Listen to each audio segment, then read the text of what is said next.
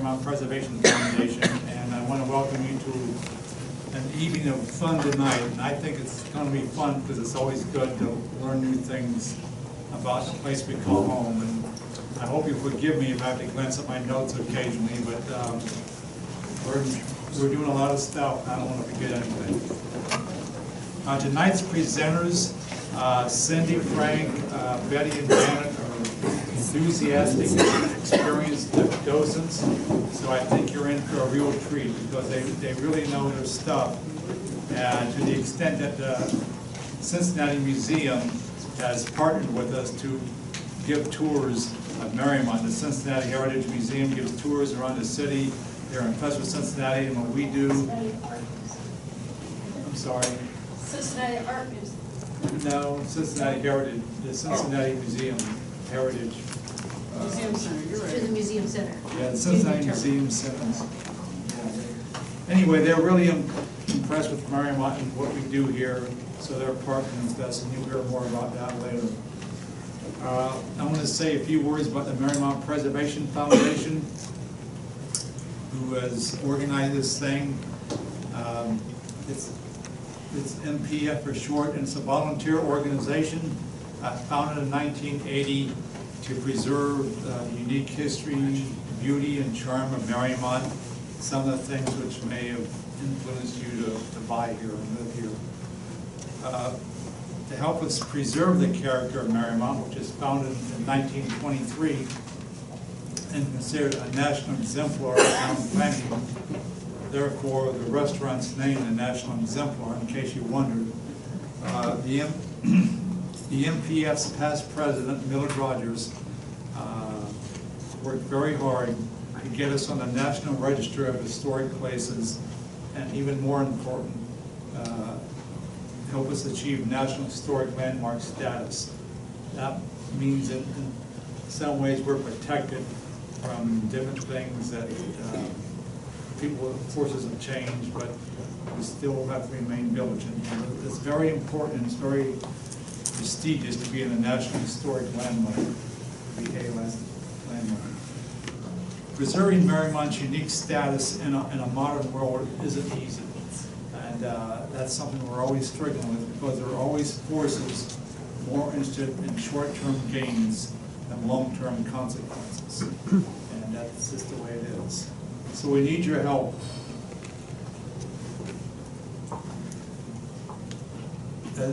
We really need your help to help us as others have helped us before. Mariemont was founded in 1923. It's almost 100 years ago.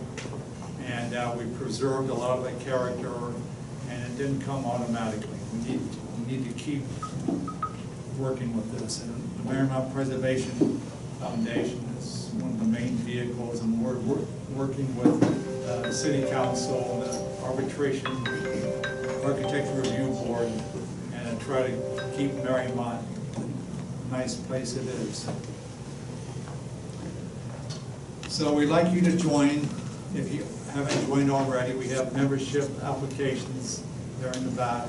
We also have some of our things that we offer for sale. If you're interested, it's a convenient time to buy them. Otherwise, we're open 9 to 12 on Saturday mornings.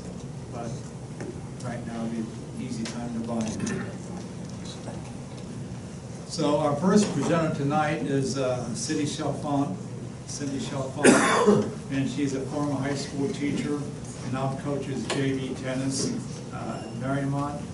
Cindy will tell us about the woman of vision and compassion who made all this possible and is the reason that we're here tonight.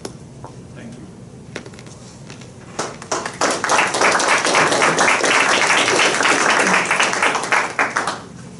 Thank you all for being here. Just out of interest, how many are from EMERY Park? Great. We were hoping to get someone from each one of the new condo developments. As Joe said, I'm going to talk about EMERY, and when I'm finished, after about 10 minutes, I will take questions, and I'll hope to be able to answer them. If I can't, one of our other docents probably will be. So this first slide is a picture of Mary Muhlenberg Hopkins. Can you all hear me? Are we good? Okay. Sorry. Really? Still? Any better? What if I just talk without the microphone? Can anybody hear me? Yeah, you're Any fine. better? Okay. Well, Mary Muhlenberg Hopkins was born in 1844 in New York City. Oops.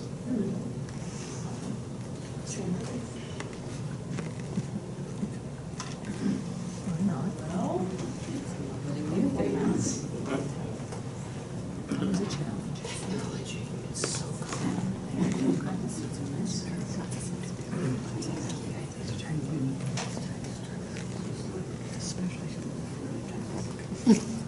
Well, sorry, technical difficulties.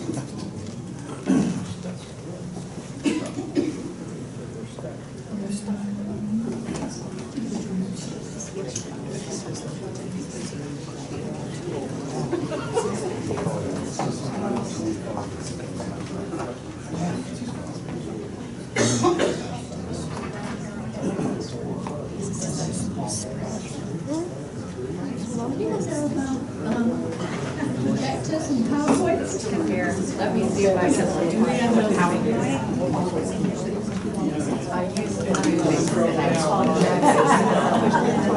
Just got their child on speed Mary Muhlenberg Hopkins, she was born in 1844 in New York City.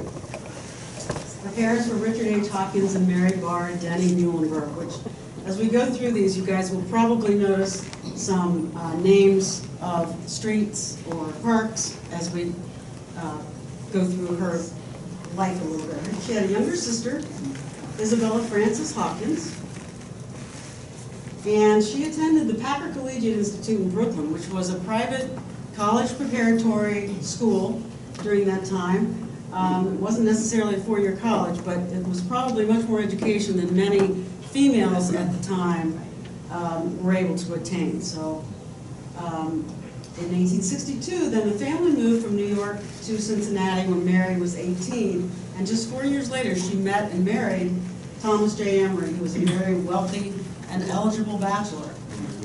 He was born in 1830 and lived to 1906 and was 14 years older than Mary. As we said, he was very wealthy.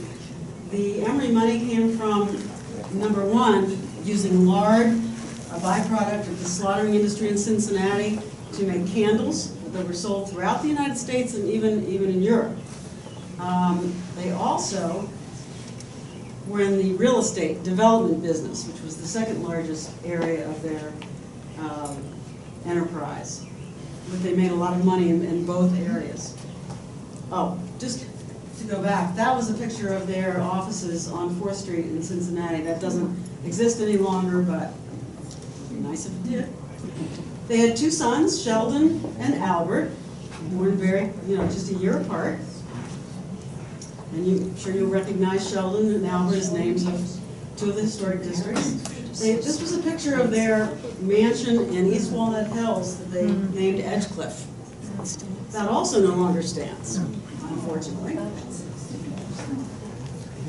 This was their summer home, their cottage in Rhode Island.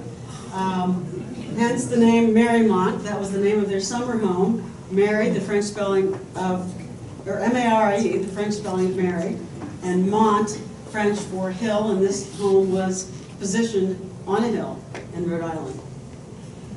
So they would spend their summers there primarily. These were some pictures of the gardens, the formal gardens there, which were designed by the Olmsted group, and I wish these were in color because it would be more spectacular, but they were just amazing and covered acres of land there. And of course, she had an army of gardeners that took care of the gardens there. But it was nationally renowned in magazines and on. Quite spectacular. Sadly, then tragedy struck the Emery family when both of their sons died very young. Albert died in a sledding accident at age 15, and then Sheldon, their older son, died of an illness which we think probably was pneumonia at the age of 23. Mary's husband, Thomas J., died in 1906, and at that time Mary inherited the Emery fortunes and became the wealthiest woman in the United States, which that was new to me when I first started reading about her. quite wealthy. And at this point in time, after her sons died, one of her older sons' best friends at Harvard was Charles Livingood. And he sent a letter of condolence to Mary and started working for the Emery Industries, and eventually became Mary's business advisor and really surrogate son. So in order for you guys to understand just who Mary Emery was and what was important to her, she had really no plan for her giving. She did focus on Cincinnati and Rhode Island, but her gifts were truly greater than that and nationwide. Several causes, as you'll notice, appealed to her as we go through some of her philanthropic endeavors. Children, and I think because she lost her children so young, I think that was of major importance to her. Cultural institutions, hospitals, the Episcopal Church, of which she was a member, and just generally living conditions for families and, again, children most particularly. She also began her art collecting after her husband's death. She was not an educated art connoisseur, so she relied on information and education from several people. Some of those prominent ones were the art museum director, Joseph Guest, as well as Frank Duveneck, who I'm sure some of you recognize that name, prominent Cincinnati artist, and the painter L.H. Meekin were some of the people that she relied upon for their knowledge. And at the time, if you were wealthy and you were collecting expensive pieces of art, and Mary did this, she would have them brought to her Edgecliff home and hung on the wall until she decided whether or not she thought that fit into her residence and whether or not she wanted to keep it. She later then bequeathed her entire collection to the art museum, and at that point it was valued at $3.5 million. She also funded an addition to the art museum, a wing, at the cost of $240,000 to be able to house the collection. Some of the other philanthropic endeavors that she took part in: Children's Hospital. She was a major contributor to the establishment of Children's Hospital. The YMCA in Cincinnati. The Ohio Mechanics Institute. And as Joe was telling me earlier, I have Emery Auditorium up there, but what I really should have put was the Emery Theater, because at the time, the Cincinnati Symphony Orchestra, actually, that was their home, and the acoustics in that building were at a level of Carnegie Hall in New York City. So it was, one of the few theaters in the United States that was so highly regarded. Christ Church of Cincinnati, where Mary belonged, she gave a lot of her inheritance to the church.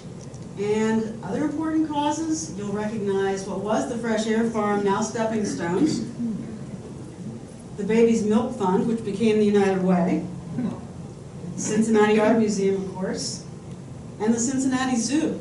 When that was starting to fail, she cash infusion, and we wouldn't have the zoo today probably if it weren't for Mary. By far her most important adventure, I say adventure, her most important venture was Mariemont.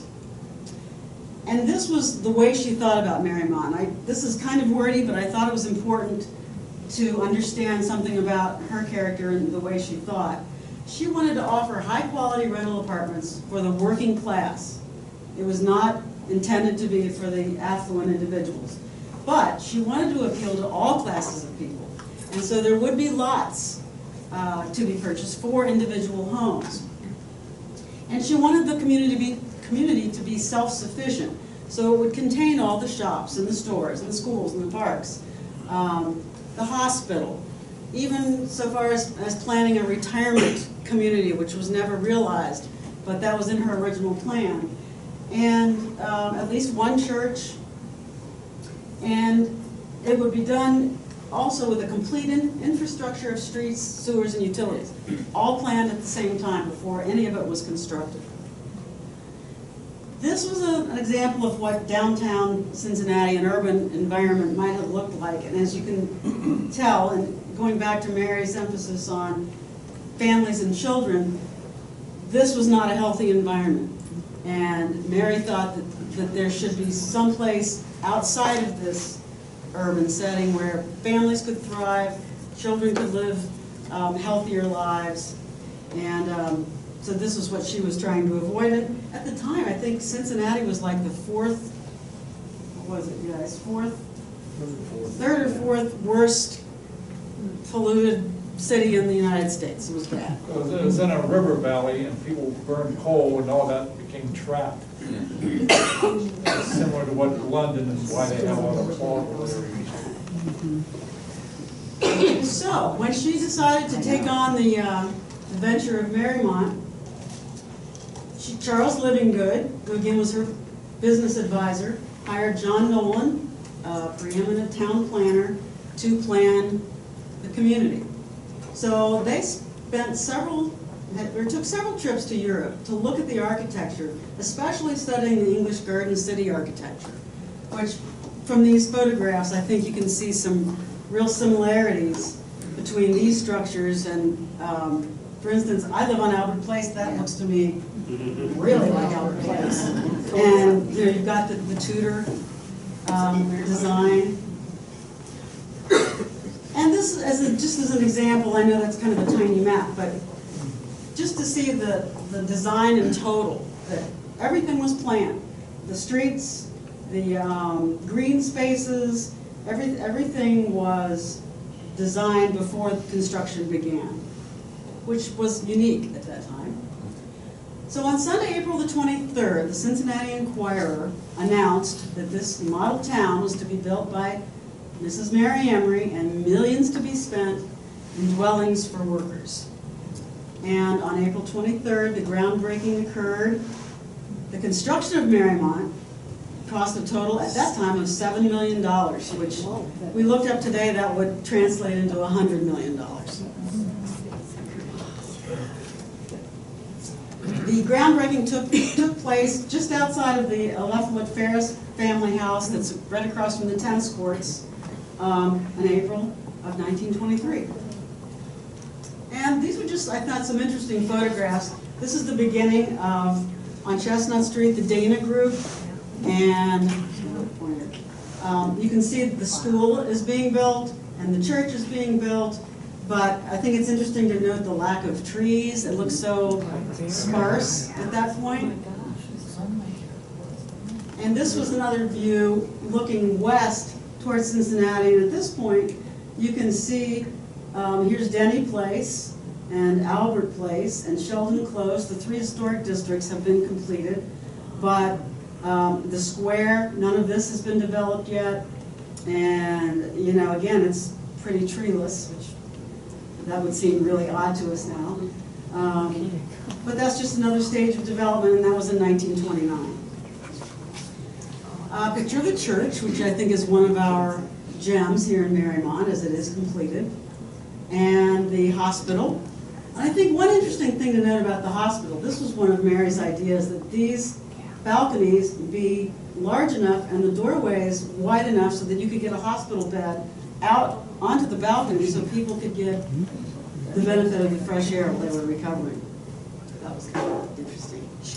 Obviously, this is where we are right now. The Rest Haven Barn, built in 1924 as a model farm and dairy. And you all, some of you may remember that this was where the Mariemont maintenance crew kept all of their equipment for years. And there were some Mariemont residents, MPF being one of the organizations, but some of you maybe remember Jane McDonald was very instrumental in reclaiming this, and then the Cincinnati Women's Art Club now offers a lot of things that are going on here. And I think Lynn is here somewhere. And Long, there she is back there, who's the director of the barn. Just lots of things going on all the time, which I think is one of our treasures now. So Mary Emery passed away in Cincinnati on October 11th, 1927. She sometimes visited the residents to see if they were happy, but she never lived to see the completion of her vision of Mariemont. She was already older when all of this started, and she wasn't in great health, so she really wasn't much of a participant physically, but financially, she participated. I think this quote from her really kind of sums it up. Good morning. Is the sun a little brighter there in Mariemont? Is the air a little fresher? Is your home a little sweeter? Is your housework somewhat easier? And the children, do you feel safer about them? Are their faces a bit ruddier? Are their legs a little sturdier? Do they laugh and play a lot louder in Mariemont? Then I am content. And that is it.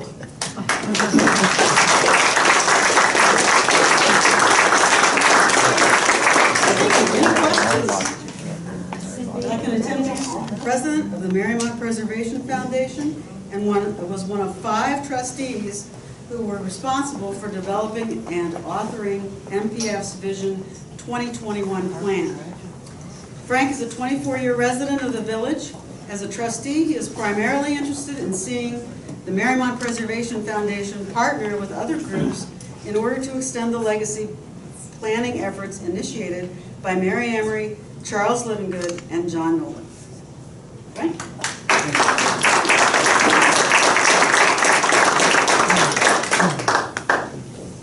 Good evening, and thank you all for showing up for this important presentation. Very much appreciated. And like Cindy, I'd like to ask who here lives in the LIVINGOOD Park Condominiums or is moving in? Okay, so yes. As a former city planning and development director, one of the most important things you'll learn is that vision is very important. You learn that planning, the future is very important, but above all, you'll learn that teamwork is very important. You can never plan without other people's involvement and commitment and money. That's the real key. And so that's what Mary Emery brought to the table. She formed this bond with Charles Livingood, and indeed she called him Charlie. She had a certain affection for him. He was born in Reading, Pennsylvania in 1866. He graduated from Harvard in 1888, and as you heard Cindy say, he was a classmate of Sheldon Emery. And Sheldon died early, but there was quite a bond there between those two.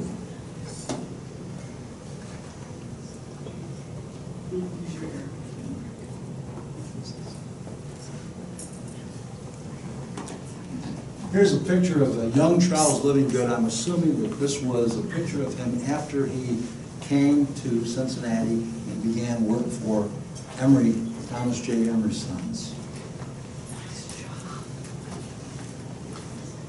He started at the bottom of the ladder and basically had to prove himself. And he was basically a property manager. He handled rental housing. And I think that was probably the case throughout the city of Cincinnati. I honestly don't know if he managed properties in other cities because the Emerys own vast real estate holdings all over the United States. This is a picture of the Livingood home. It's over in East Walnut Hills. It's 8,000 square feet. And if you're a fan of trivia, if you remember the movie Rain Man, 1 block away was Beechcrest Lane, and that's where they filmed a portion of Rain Man. So he had a beautiful estate, and quite frankly, I think he probably made a handsome living with Thomas J. Emery and Sons. He was the father of 3 and married into a very prominent family. Lily Foster was a member of the Lytle family, and you're probably familiar with Lytle Park, and of course we've got Lytle Drive here. In 1906, he became Mary Emery's trusted advisor upon the death of her husband, and as I mentioned before, she regarded him as her surrogate son. She called him Charlie, and his family was close enough to call her Guppy.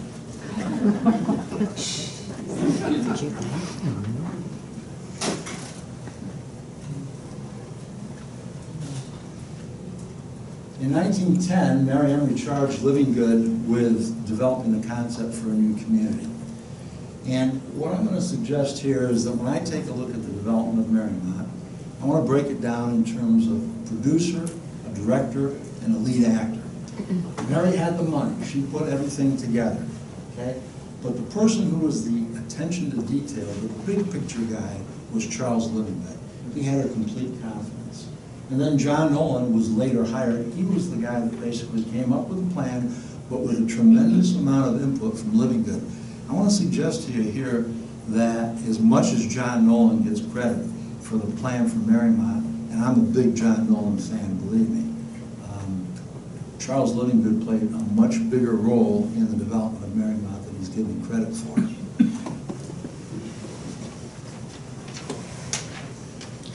One of the things about Livingood that I'll tell you is in doing my research, I think he was probably a little stubborn. He was probably a little controlling. This was his rodeo. Now, this was really his first rodeo. And he hired John Nolen with Mary's consent. John Nolen had been doing planning. He was the preeminent planner in the United States, all over the country. So San Diego's Balboa Park and Harbor, Madison, Wisconsin. You'll hear more about this from Betty when she talks. But Charlotte, there's a beautiful neighborhood down there. He was all over and quite frankly was just regarded very highly. Nonetheless, you found that Livingood wanted to make sure that he understood that he was working for him. But together they collaborated and they created this national exemplar community. Livingood, on Mary Emery's dime, traveled extensively. And so he studied and visited planned communities in England, Germany, and even Norway. He studied and visited planned communities in the United States. He attended the International Planning and Housing Congresses. He met prominent planners such as Sir Raymond Unwin. Earlier I said Raymond Onion, but Sir Raymond Unwin. And he was fluent in both German and French, so he was a very intelligent fellow. Livingood chose the site for Mariemont in 1915. Now, he'd been at this since 1910. He looked at sites like Silverton, Pleasant Ridge, Sharonville, and he even looked on the west side, and he told his wife, you know, and this we got out of an oral interview, I don't know how people do it on the west side, because they're coming into Cincinnati facing the sun, and they're going home at night facing the sun. So he wanted an east side community. He originally, the site for Mariemont consisted of 253 acres. It was sparsely settled, as you saw from the aerial photo that Cindy shows you. It had relatively few trees. And because of its proximity to nearby employment centers, in this case Oakley and Norwood, okay? Because it was on the trolley line over along Murray, because it had railroad tracks where there was going to be the establishment of an industrial park, and because of the Little Miami River, those were the four site selection factors that were prominent in his decision for selecting Mariemont. And I think that while Mary supported him, I think she trusted him. So he was a fellow that impressed me as always doing his homework. Mariemont was planned to actually cover more acres, 365 acres, and ultimately have a population of 5,000. Yet Livingood originally conceived even a more ambitious plan, and he stated, when my idea crystallized in 1913, my plan called for 600 acres. Dan, do you know, really, about 350 acres, do you know at this point how large Mariemont is acreage-wise? I think if you add in the lower 80 in those areas, we're probably over 400. Okay, thank you. Maybe 400 acres, according to the mayor. Yeah. So substantially under the 600 acres that were planned. Now, Livingood was responsible, working with a local attorney, for hiring a real estate agent out of Chicago who worked to assemble all the property here in Mariemont. And he didn't really know who he was working for. He came to the big meeting, well, I'll go into that in detail in a minute, where he found out for the first time who this person was that he was assembling for. In 1920, Charles Livingood hired, with Mary's approval, of course, John Nolen. And John Nolen, in 1921, came up with his plan for the village of Mariemont. Living Good Mastermind, the founding of Mariemont announcement to the Cincinnati Commercial Club on April the 22nd, 1922. Now that was all the prominent business people, all men in Cincinnati. Okay? And so this was kind of the good old boys club, you might say. And it's interesting, this is April the 22nd, 1922. A year and a day later is when the first spade of dirt was turned by Mary Emery to break ground here in Mariemont. Nolan recognized Living Good's vision and his attention to detail, and he complimented him by referring to him as a town planner. I think he played to his ego a little bit, because I think Living Good had a big ego. He also stated, "The man who sits modestly here has dreamed a dream that has come true." That dream started more than 10 years ago.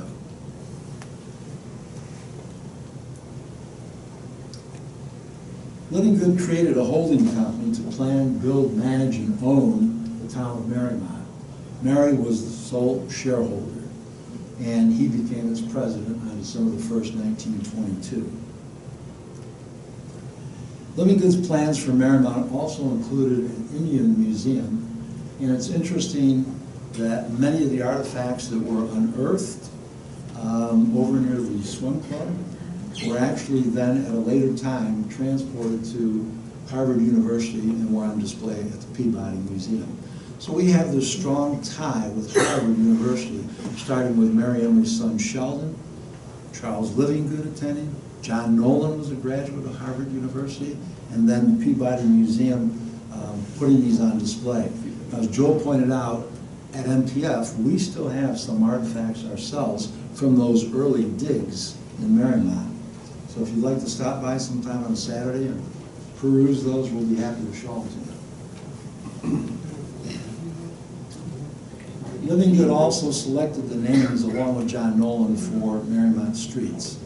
He purchased 2,500 trees from George Washington's estate in Virginia, Mount Vernon, and he had those planted in Mariemont.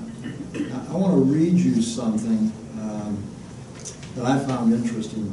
Living Good's wife happened to be the vice regent of Mount Vernon from the state of Ohio.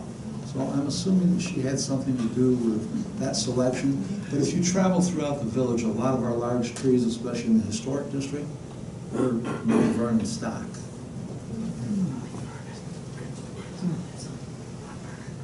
Now, Living Good, not John Nolen, was primarily responsible for selecting the architects. Living Good chose 5 of the 14 names that were identified by John Nolen. And again, this wasn't John Nolen's first rodeo. He had been around the block, and he had all kinds of ties. He understood cost, he understood teamwork, but Living Good, I think, again, he was the guy that was the director. So Nolen was primarily responsible, or I should say Living Good was responsible for hiring the architects who planned the village's group housing, single-family homes, the Dale Park School, the recreation building, the Mariemont Church, etc., etc.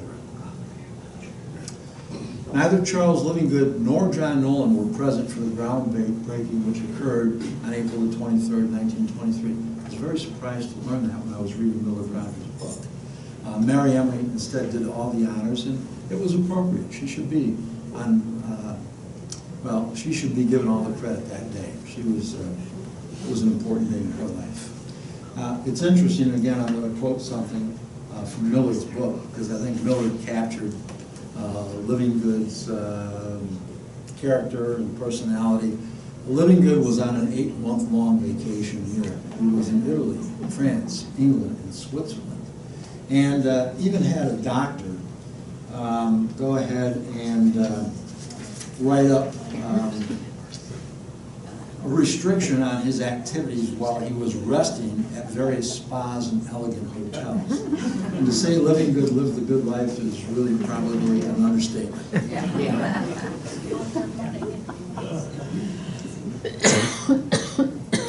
The first building built in Mariemont was the community church, and ground was broken on the 12th of November in 1923. Living Good attended the groundbreaking, but Mary Emery didn't.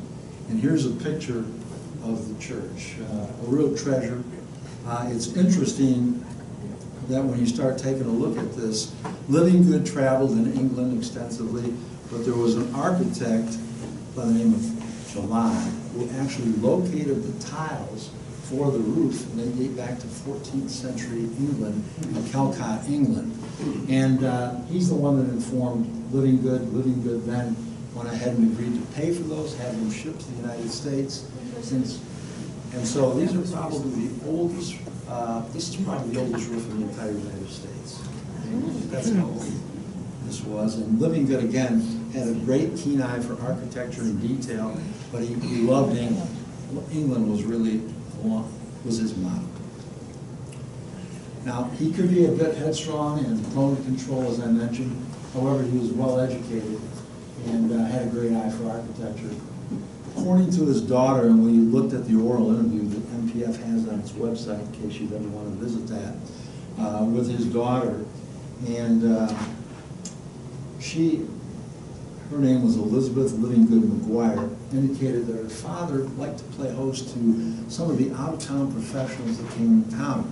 So they would bunk at the Living Good estate on Bacon Place, and John Nolan was one of those overnight guests. But this also gave him an opportunity to mingle and establish relationships and communicate maybe some of his priorities as well.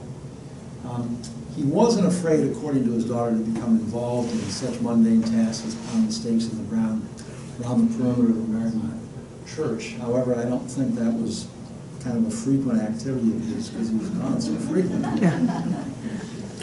Well, the Great Depression temporarily halted Mariemont's growth, and afterwards the village began attracting a more affluent population, one that moved more into single-family detached homes. We did have some attached housing, Sheldon Place, Albert Place, and upon our incorporation, Janet's going to talk about that population, but we grew modestly to 3,514 people in 1950, and according to the most recent census in 2010, our population is about 3,403 people. So family size has shrunk, and that's primarily the reason, but we've never really annexed. There has been some annexation. Again, Janet will go into that, but we're probably never going to be a community that's going to get to the 5,000 people that Living Good ever thought about. Well, Living Good went on to become the president emeritus of the Cincinnati Art Museum. He also became the president of the Thomas J. Emery Memorial. He, like Mary Emery, became a patron of the arts and music, and he died at the age of 86 in 1952. Here's a portrait that was done of him in 1941, pretty distinguished. Looks pretty affluent. Looks like a guy in charge. You know? One of the things that I want to mention as I conclude my comments here is that when we talk about Mariemont, I look upon it as being a community which is blessed with a lot of amenities. I like to call those a legacy. So we are a model for many other communities in the United States, including the new urbanism movement that has been hot throughout the United States in the last 20 years. Okay? And Mariemont was an inspiration to a lot of planners. A lot of people come to Mariemont and look around, drive around, talk to people at the MPF. But one of the things I wanted to say was, and I'm not speaking on behalf of the organization, nor am I speaking on behalf of the trustees, I'm speaking on behalf of myself. I think that these three people, starting with Mary Emery, Charles Living Good, and John Nolan, should be memorialized in a Founders Park. And that Founders Park would include a rose garden, and it would include statuary. Where it would be, I'm not sure. Maybe there'd be some kind of a site selection committee that would be formed. It wouldn't be something that MPF would fund entirely by itself. It might be something that the village participates in, the civic club participates in, private donors will be happy to knock on the door of the Thomas J. Emery Memorial. They've been very generous with funding improvements in the village in the past, but this is the legacy of Mariemont, and I think it's about time that we continue that legacy by undertaking what I would call a major capital project. So, anyways, we've also got some other projects in mind. We've got some family statuary that's at the corner of Worcester Pike and Plainville Road that are starting to erode. That needs to be restored. We've got a 100th anniversary coming up. We're going to be looking for monies to do that type of improvement. But that's something that Charles Livingsgood went to France and found and agreed to buy, and then it was purchased, and it's on display here in Mariemont. That's the kind of thing that I appreciate about his travels. He not only learned, but he brought back legacy elements that really differentiate Mariemont from so many other communities throughout the United States. Now, with that, I'm going to conclude my remarks, but we want to give you a break because we realize it's difficult sitting for any length of time. And if you want to get up and mingle, take, yeah, you've got a question? I'm sorry, I should. This is Betty Cleveland, and she will tell us about our famed planners, John Nolan, and Betty moved to Mariemont 3 years ago, and she's a PF trustee and an active docent. She's been interested in architecture for a long time, and she's passionate about Mariemont, and you're in for a good presentation.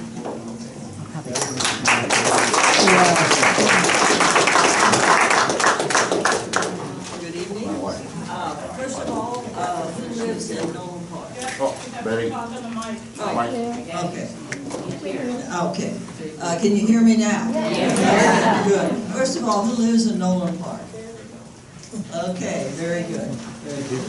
Is that it?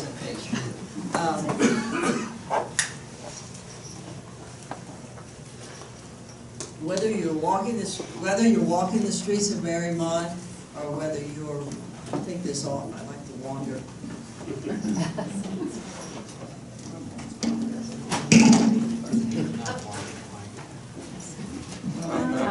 Maybe I can't walk. Speak up, Betty. Okay. Whether you're walking the streets of Mariemont, walking your dog, or just sitting on a park bench, when you get that pleasant feeling of well-being, that isn't by accident. It was because Mariemont was a well-thought-out and planned town by John Nolan. Well,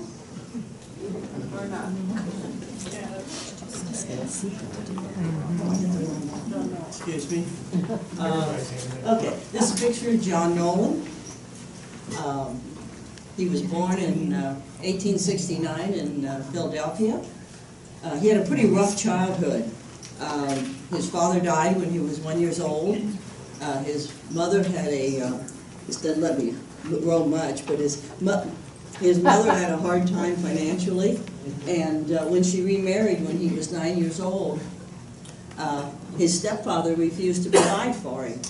So you could be considered a orphan at that time if only your father died. So he was sent to the Girard College, which probably in today's terms would be best be described as a prep school for orphans with high academic potential. He did, it still exists today, by the way. They take children of single-family parents with high academic potential. He did very well there. He graduated at 15, first in his class. He went on, he worked a few years, and then he went on to University of Pennsylvania, the Wharton School. And when he graduated from there, he got married and worked a few more years, and then he got a master's degree from Harvard University in landscape architecture. Landscape architecture was a relatively new field at that time. It integrated landscape and architecture. Okay. In the late 19th century, there was the planned community movement. I'm searching to see if I can have one more leash here because I really like to roam. Nope, that made it worse. I can't talk if I'm not moving. We can probably hear you without. There we go. Okay. Now I can roam. Okay.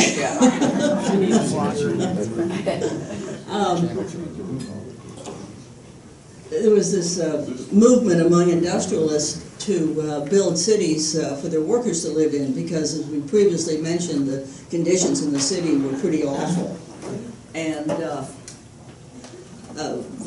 town of Pullman was one of the most famous ones. It was built outside Chicago by Pullman of railroad fame. He built an entire city, and he had his factory located nearby, and his workers could live in a fresh air environment. Another movement for planned communities was in England. Sir Ebenezer Howard was one of the first urban planning theorists, and he initiated the concept of garden cities. Mariemont is considered to be a garden city. The characteristics of a garden city was they had lots of parks and green belts surrounding them, separating them from the major city.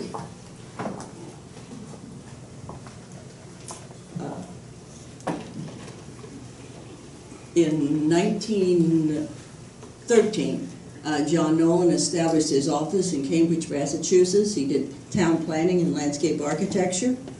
He was very prolific. He was a tireless promoter of his ideas for city planning.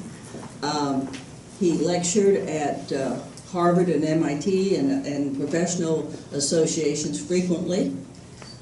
He designed 33 new towns, replanned 50 cities, wrote 3 books, and published 30 professional reports about town planning. One of these reports was Madison, a model city. Picture of Madison. This report was significant because previously Nolen's focus had been on the physical elements of the city, the streets, the parks, the municipal buildings. With this report, he changed his focus to the impact of the physical features on the social aspects of the community, and this is a significant change from previous planning. There's a picture, do we have the pointer? Here's the pointer. This is a picture of Madison, Wisconsin, the capital city, but you can see, if the pointer works, some similarities to the Mariemont plan. Instead of green belts, you have water, but the idea was it was separating the city from the rest of the area.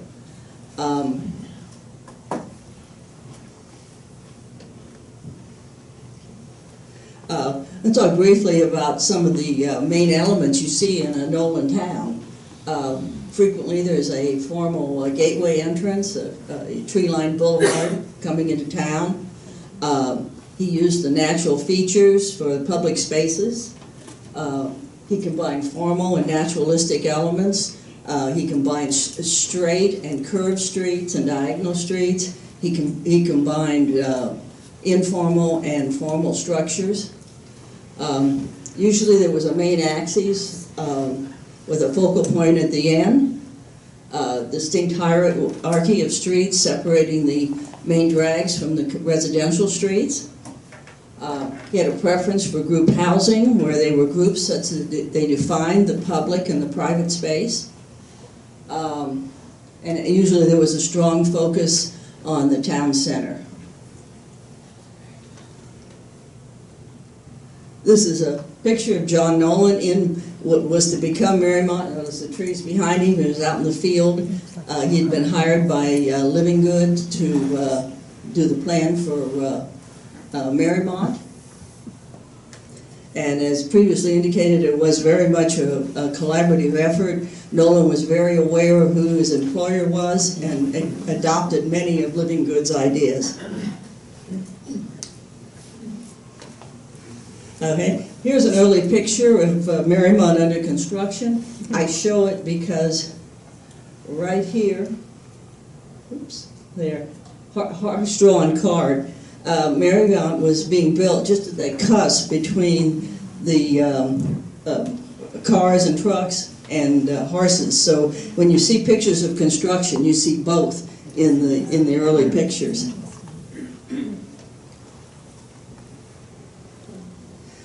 Talk a little bit about Mariemont and how the elements of Mariemont the elements of NOLEN's plans can be seen in the actual features of Mariemont. Let me see. Okay, here we go. Let me see if I can walk and do both hands at the same time. Let's see.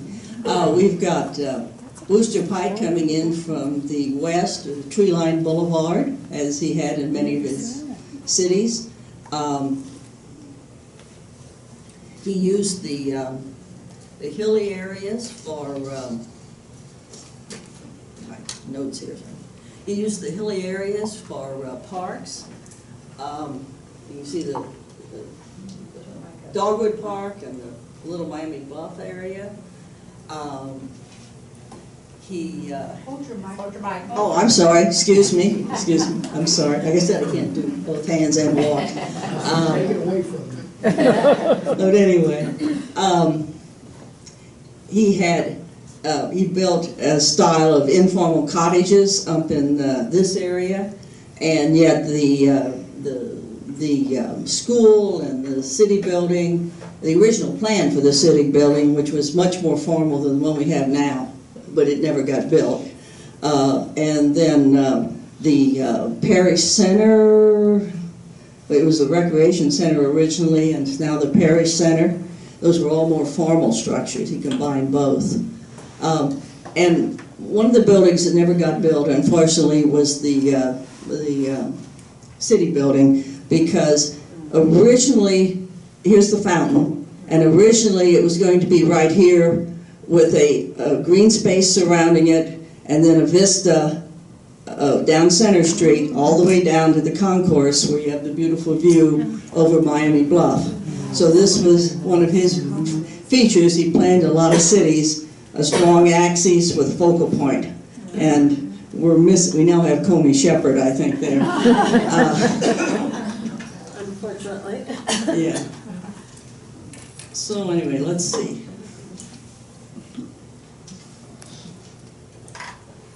Okay, you can see the diagonal streets with Miami and Madisonville coming into the focal point, the main part of town, the square. He had surrounding green space. We have Dogwood Park over here, Miami Bluff, Little Miami Bluff over here. We have on Murray Street, the wide median area, which was originally the trolley car right-of-way. And then to the west, well, we have Kroger. But anyway, there is the Little Miami River behind there, so it sort of failed with the green belt to the west. Part of his plan was to relocate State Route 50 through the village, and he purposely made it, coming out of town, one lane and a curve, and he had the state approval to do this.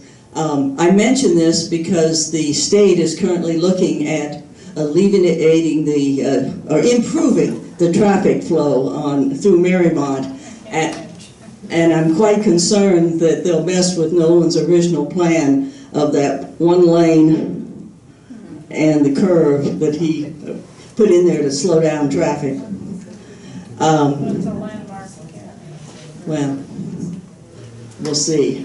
We hope. There was land purchased over here for an industrial area. That's where the Kellogg's is now. And one of the innovative things that Nolan did was he had underground utilities, and he also had a central steam plant to heat all the property in Mariemont. The underground utilities have stayed, but the central steam plant, unfortunately, is no more. When natural gas became very common. It basically killed the steam plant. Last we heard, it's still there, but it's slated to be torn down. So if you want to rush over behind the gas station for Kroger and go down the little residential street by the railroad track there, you'll run into the steam plant. But you gotta go quick, because it's supposed to be torn down any day.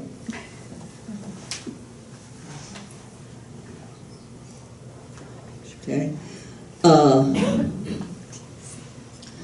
As mentioned earlier, NOLEN wasn't all that much into the architects per se, so by 1926, the streets were in, the sewers were in, the infrastructure was there, the parks were established, and his contract was terminated because he was pretty much through with his part of planning Mariemont.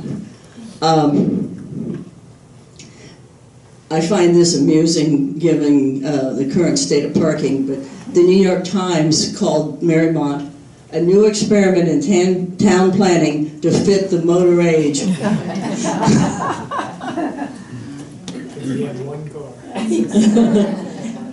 I think in the Dale Park area, and I don't quote me because I don't remember exactly, but I think they planned one space for one car for every 3 households. Oh, wow.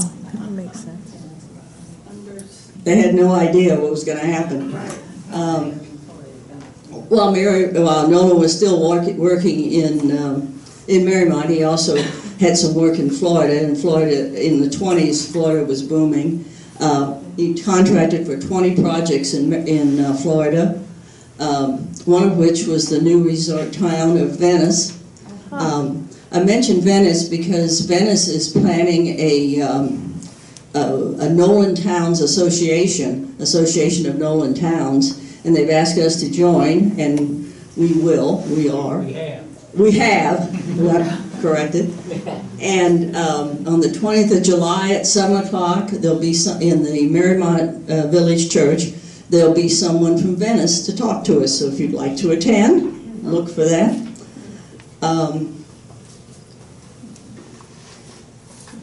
Quick look at a map of Venice. You will immediately see some of the, can't do that with my left hand, see some of the similarity to the to Mariemont street layout. He was always deferential to his client, and Venice was a resort town, so the focal point was the ocean. He came down here, the focal point was the ocean. The town hall was there and sort of off to the side. The main focus was for the resort town, the ocean. Now we move into the Depression years. The Depression came early to Florida. In 1926, they had a major hurricane, and in 1927, the real estate boom in Florida, the bubble burst. It took Nolan a long time to disentangle himself and his firm from his ventures in Florida. The Depression were lean years for Nolan and his firm. He had some government contracts, planning some public works and planning for housing for workers, and he died in 1937. However, his concepts live on. He had utopian ideas, but as I've mentioned throughout this little talk, he also had a practical edge to his utopian ideas. He balanced nature and the city, he balanced public and private. All his life he worried that neighborhoods would be merged into this soulless mass, the city, and his solution to that was to separate the towns where people lived from the cities and create the spaces like in Mariemont and other cities. As Frank mentioned, a lot of his concepts live on in the new urbanism planning movement, like cities or developments with lots of green spaces and mixed-use communities. One of the professors at AFIT, the Air Force Institute of Technology, which is located at Wright-Patterson, frequently brings his students to Mariemont to give them ideas for how to plan base housing on Air Force bases. John Nolen lives on. As you walk the streets of Mariemont, he's here. Thank you very much.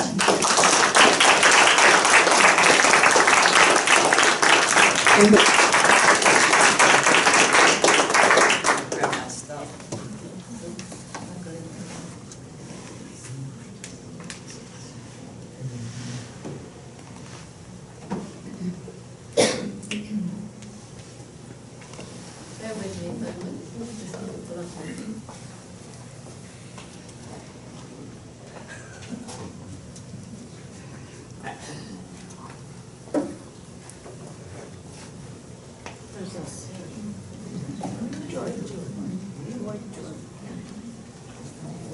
Okay.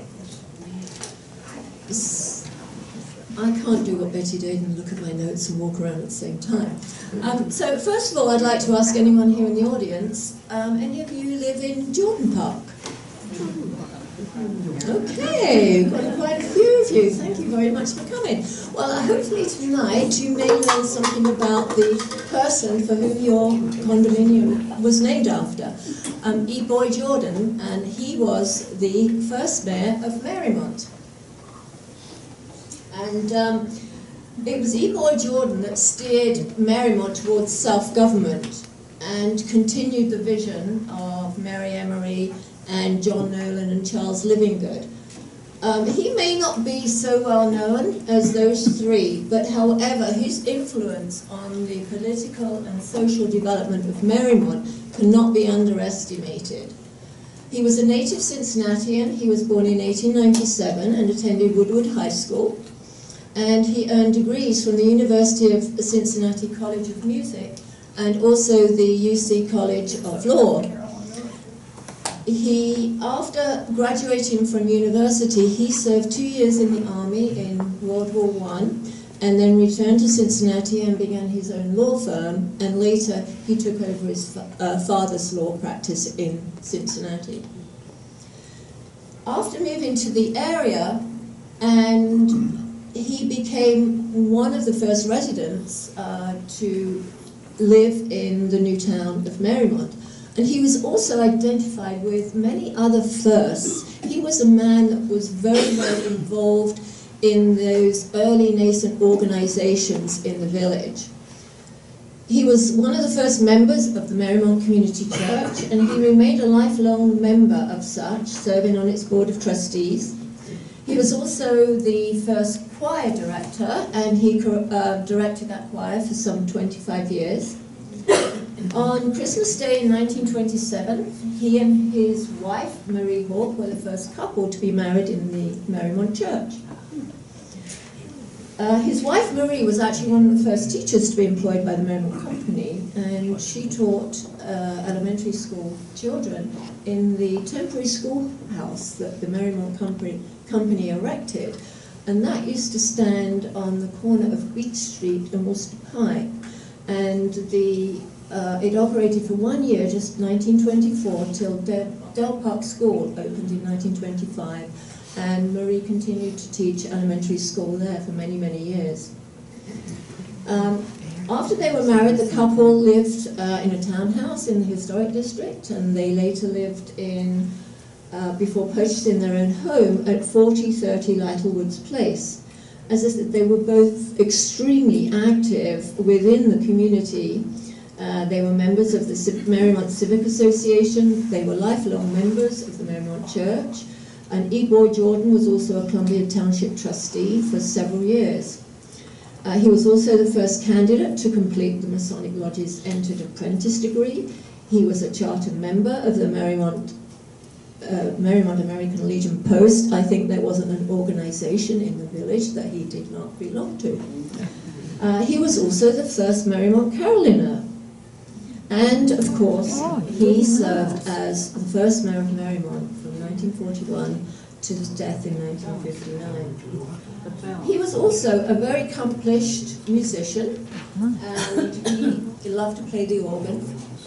And then in 1931, he learned to play the carillon at the Christ Church in Cranbrook, Michigan, and under the teacher then was a national famous US carilliner, Anton Bees. I doubt that anyone here knows who that is.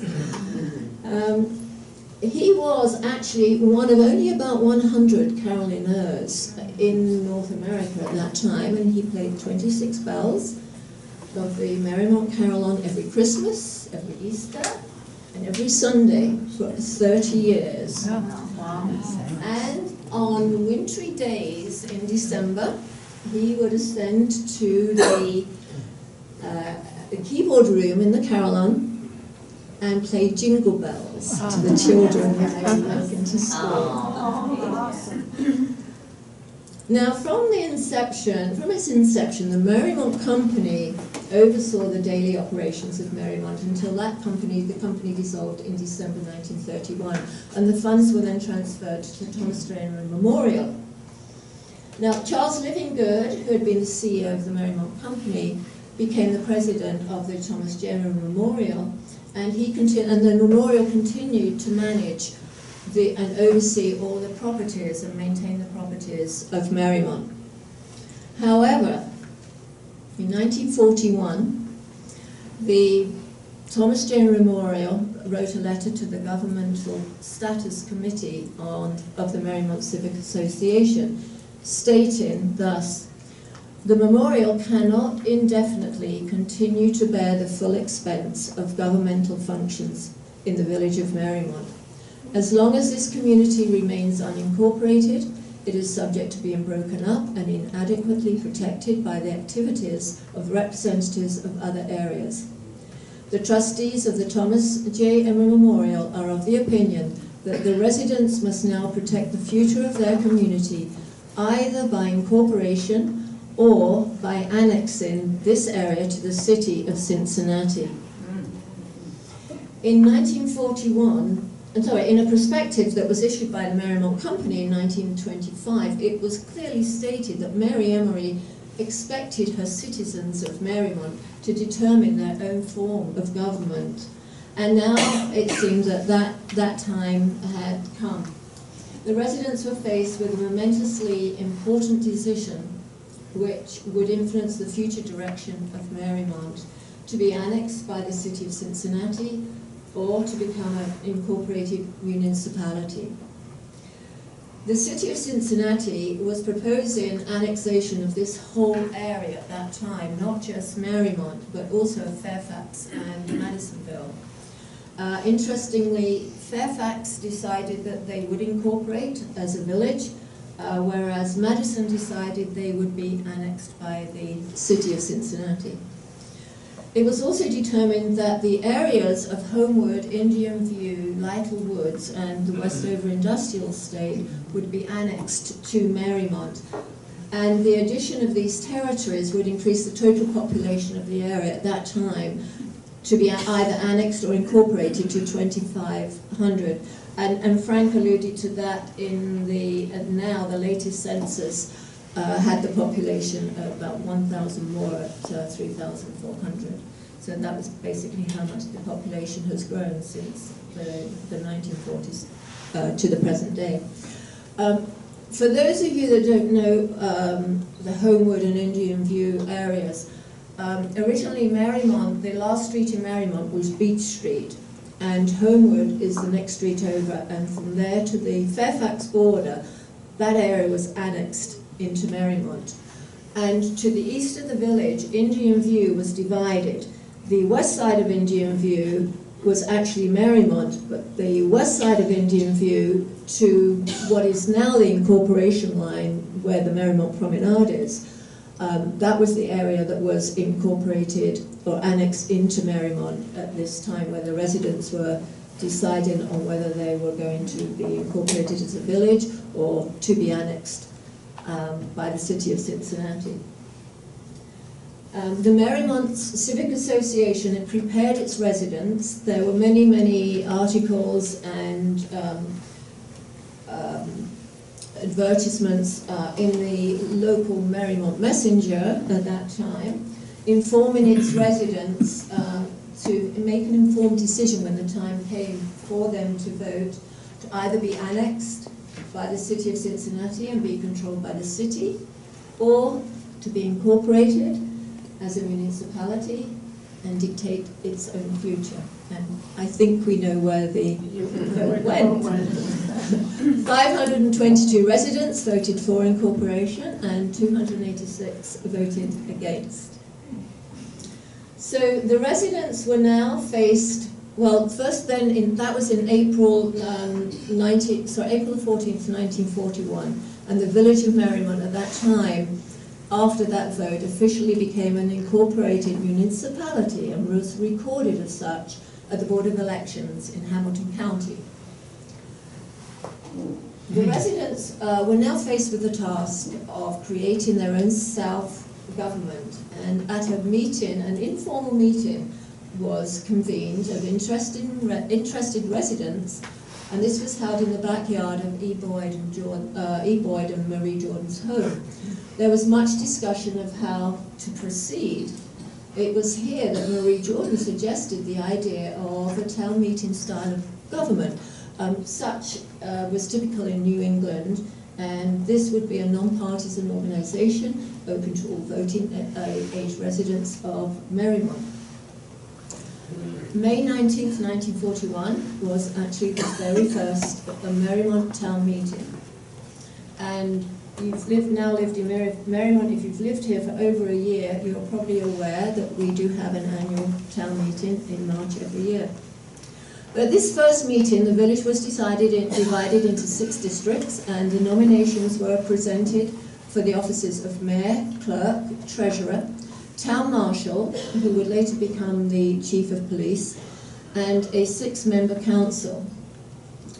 And it was here that E. Boyd Jordan was nominated as mayor of Mariemont. He had served as Columbia Township trustee, and so he had the credentials and experience in local government, and so was an excellent first choice candidate.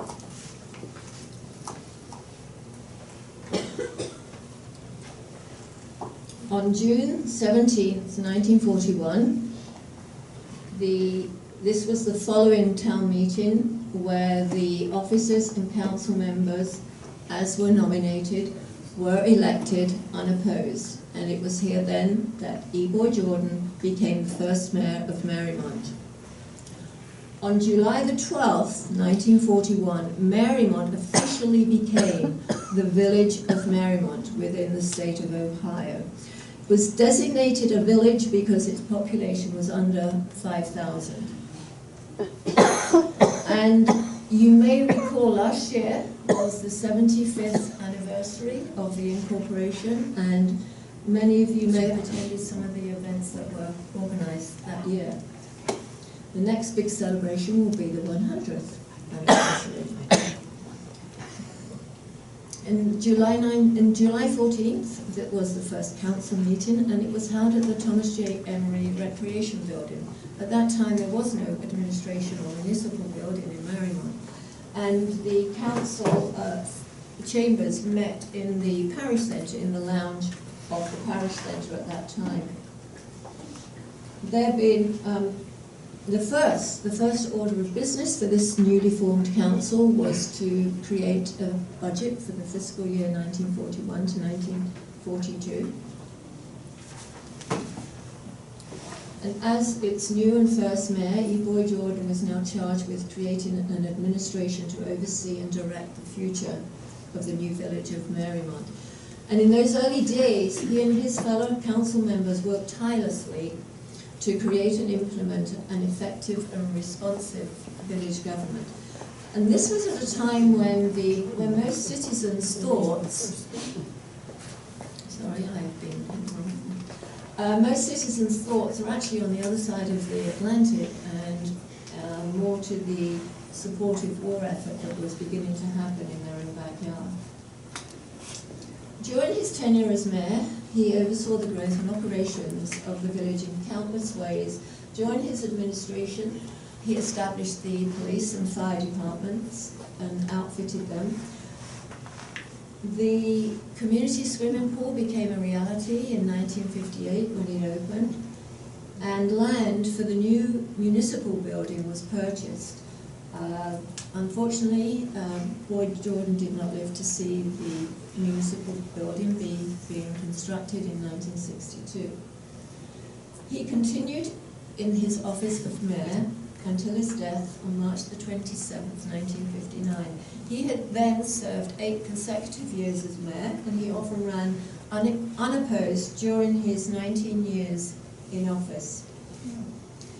He played his last carillon concert on December the 7th, 1958, and the next day was admitted to Greiwe Hospital. He died in March the following year at 61 years of age. Over 500 people attended his memorial service at the Mariemont Church. Such was he honoured and respected. He had given so generously of his time to his beloved Mariemont, not only as a mayor, but also in so many other capacities. Reading his closing remarks in his 1956 report to the village gives one an insight into the character of this soft-spoken man who had laid the political foundation of her village, and he had at that time devoted over half his life to the village of Mariemont. Quote, "It has always been the desire of the mayor to make Mariemont a place where the residents can be happy. Through the foresight and generosity of Mrs. Mary Emery, we were given a place of beauty, fully planned, where it was her hope that we could be a little happier by reason of living here. I feel that we have succeeded in carrying out Mrs. Emery's dreams, and so have homes where we are happier and where we have beauty and restful surroundings." And I think in that we will all agree. Yes.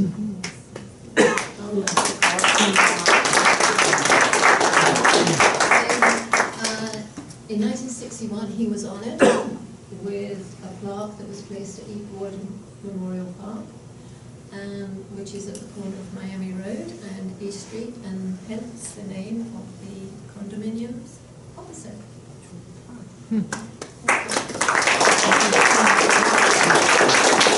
And I would like to take this opportunity to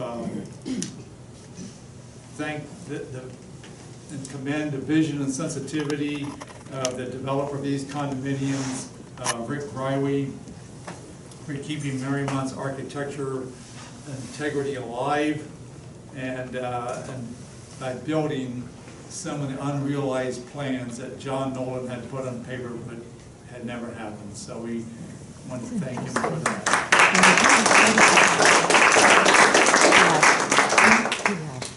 So we'd like to ask you to join us and help preserve this and help keep Mariemont special. And we have materials in the back. You can sign up if you're not already a member. And we also like to mention we're working with the village. We want to do more of this. We have our mayor here, Dan Policastro, and he's been sympathetic to the issues of keeping the vision and the idea of Mariemont alive. And like I said earlier, freedom isn't free. And keeping this town the way it is you have to work it. It's not going to happen. There are lots of people who, who would like to do things here because they see a quick buck. But we have to work against that. And we're lucky we have Rick Greiwe, who is sensitive to our needs. You can join. We have our membership materials back here. We have some objects you can purchase, which are normally available 9 to 12 on Saturdays at our building, which is across from the tennis courts. It's set back a little ways, 3919 Plainville Road. We also have a website, MariemontPreservation.org, or you just Google Mariemont and the word preservation, and it'll come up. Can the MPF building be entered from Plainville? No, you have to kind of go around the building. Well, it can You have to go like 270 degrees around the building, and it's open 9 to 12 Saturday morning. But there